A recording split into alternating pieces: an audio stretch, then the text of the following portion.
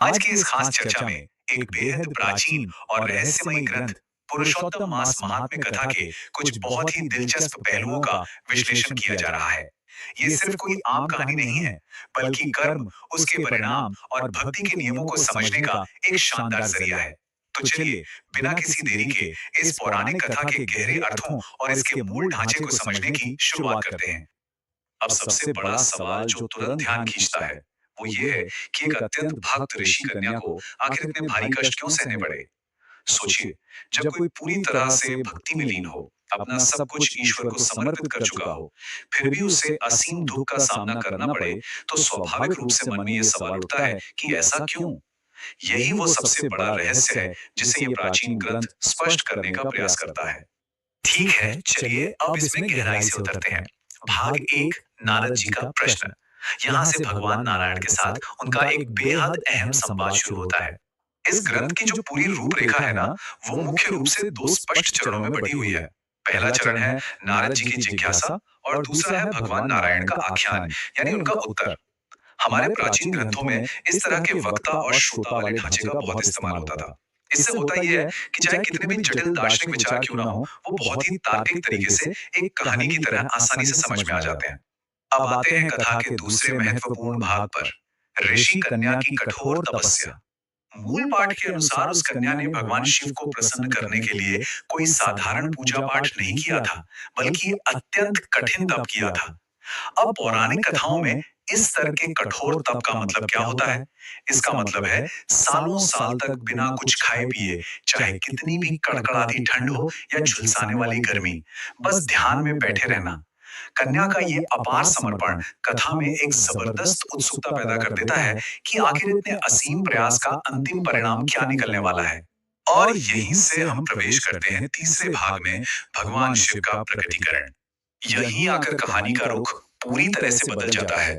जब भगवान शिव प्रकट होते हैं, तो वो एक ऐसा रहस्य उद्घाटन करते हैं जो सबको चौंका देता है। वो कहते हैं कि यह दुख पुरुषोत्तम मास का अनादर करने का परिणाम है। दिलचस्प बात यह है कि पुरुषोत्तम मास, जिसे हिंदू पंचांग में एक अतिरिक्त महीना या लीप मंथ भी कहा जाता है, उसे अत्यंत पवित्र माना गया है। मतलब उस कन्या को जो भी कष्ट मिल रहे थे, वो उसकी किसी वर्तमान गलती का नतीजा नहीं थे, बल्कि इसी विशेष महीने के अनादर का परिणाम थे। इस रहस्योद्घाटन के साथ ही कथा अपने चौथे भाग की तरफ मुड़ती है, पूर्व जन्म के कर्म और दुख का कारण।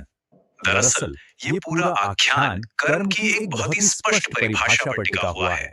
कर्म, ब्रह्मांड का वो अटल नियम, जहां अतीत के कार्य ही वर्तमान को तय करते हैं। भले ही वो कार्य पिछले जन्म के ही क्यों ना हो, वो सीधे तौर पर इस जीवन की परिस्थितियों और दुखों को नियंत्रित करते हैं। कन्या का दुख कोई संयोग नहीं था, बल्कि ये कार्य और परिणाम के इसी सार्वभौमिक नियम का एक बिल्कुल सटीक उदाहरण था, जिसे ये ग्रंथ स्थापित करना चाहता है। अब हम पहुंचते हैं इस कथा के अंतिम और सबसे अहम हिस्से पर, पुरुषोत्तम मास का महत्व और भक्ति का फल। और यह बहुत ही शानदार तरीके से दर्शाता है कि कैसे इस ग्रंथ में विरोधाभासों का, यानी कॉन्ट्रास्ट का इस्तेमाल किया गया है। एक तरफ इस पवित्र मास का अनादर करने का सीधा मतलब है भारी दुखों को आमंत्रित करना, वहीं दूसरी तरफ अगर सच्चे मन से भक्ति की जाए तो उसके ईश्वरीय फल भी प्राप्त होते हैं। ये साफ साफ तुलना पाठ के मूल संदेश को पूरी स्पष्टता के साथ हमारे सामने रख देती है। तो अब सवाल ये है कि इस भक्ति के ईश्वरीय फल आखिर हैं क्या? ये पाठ मुख्य रूप से जीवन के तीन बड़े फलों को सूचीबद्ध करता है। पहला है सुख, यानी जीवन में हर तरह की सांसारिक समृद्धि और खुशी। दूसरा फल है संतान की प्राप्ति, और तीसरा तथा सबसे सर्वोच्च फल है मोक्ष, यानी जन्म और मृत्यु के इस चक्र से हमेशा के लिए पूरी तरह मुक्ति। ग्रंथ का स्पष्ट संदेश यही है कि इस विशेष मास का सम्मान करने और भक्ति करने से ये सभी पुरस्कार प्राप्त किए जा सकते हैं। अंततः पुरुषोत्तम मास महात्म कथा का ये अंश सिर्फ एक ऋषि कन्या के तप की कहानी भर नहीं है, ये अपने पीछे एक बहुत ही गहरा सवाल छोड़ जाता है। प्राचीन परंपराओं के अनुसार अतीत के कर्म वर्तमान की परिस्थितियों को कैसे प्रभावित करते हैं?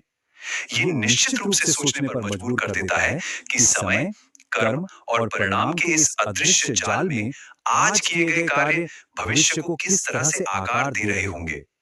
इसी विचार के साथ आज का ये विश्लेषण यहीं समाप्त होता है।